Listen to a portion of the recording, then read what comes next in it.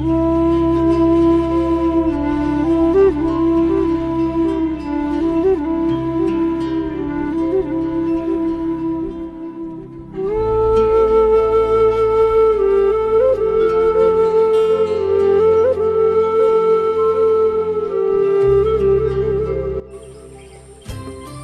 जिल्ला दुलाराय बर' फरायसा आफादा 36थि बड'लेण्ड मुंख्लं सान फालिदों।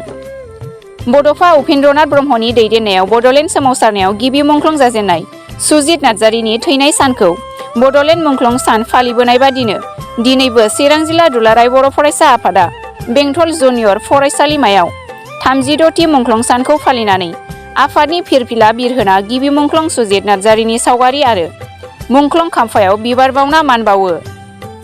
चिरां जिल्ला दुलाराय बर' फरायसा आफादनि आफादगिरि दिलीप बसुमतारिया खौरां बिजोंनि गेजेरजों फोरमायोदि बड'फा उपेन्द्रनाथ ब्रह्मनि दैदेननायाव बड'लेण्ड सोमावसारनायनि गुवाहाटी जर्ज फोथाराव सुबुं गौमायाव थांना न'फारसे फैफिननायाव सिटु सकआव सुथुरफोरजों गिबिसिन बुथारजाना मुंख्लं जादोंमोन।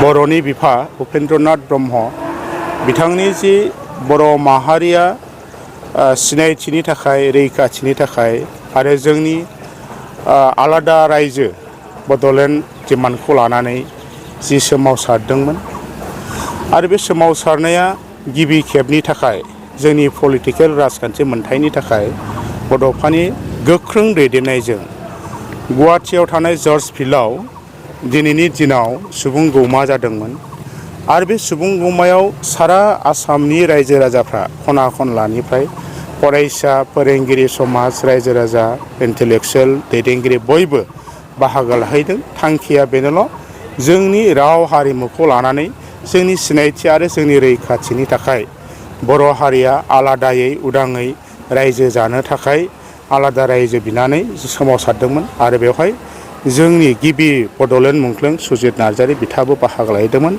नाथाय दुखुनांथावै बिथाङा न' फारसे फैफिननायाव नलबारि डिस्ट्रिक्टनि सिङाव थानाय जि टिहु सक बेवहाय जोंनि बर' हारिनि जायफोरनाखि हेंथा सुथुर बिथांमोननि गाग्लोबनाय बिथांमोननि बासआव आक्रमण खालामनायजों सुजित नार्जारिया बड'लेण्डनि थाखाय गिबि मुंख्लं जायो। आरो दिनै सुजित नार्जारिया मुंख्लं जानाया जोंनि बर' हारिनि थाखाय दिनै मोनसे जारिमिन जालांबाय।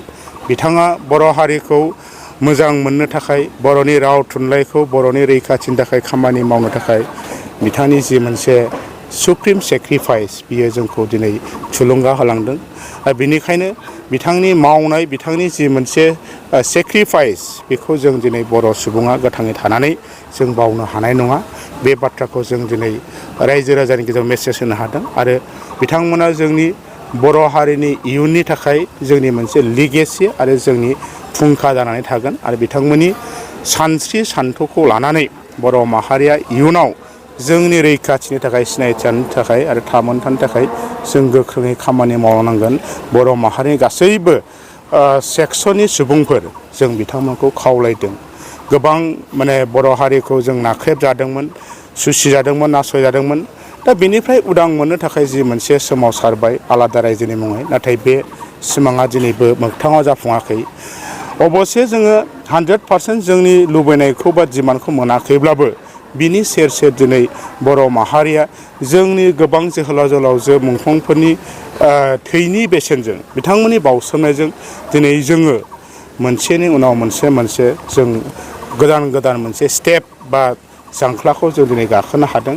नाथाय बेनो जोंनि थाखाय थोजासे नङा आरो फैबाय थानाय समाव जोंनि जि आल्टिमेट जि मोनसे गल डेस्टिनेसन बेहाय मोनहैनो थाखाय जों बर' माहारिया खौसेयैनो जों खुनु डिफारेन्स गैयालासिनो खुनु गावजों गाव डिमट गैयालासिनो मोनसे मेन्टेलिटिजों जों बर' आरो बर'आ थांनानै थानांगौ बे सिन्थाजों खामानि मावलांनांगोन। बेखिनिखौनो दुलाराय बर' फरायसा आफादनि मावथि जानानै जों दिनै खावलायदों।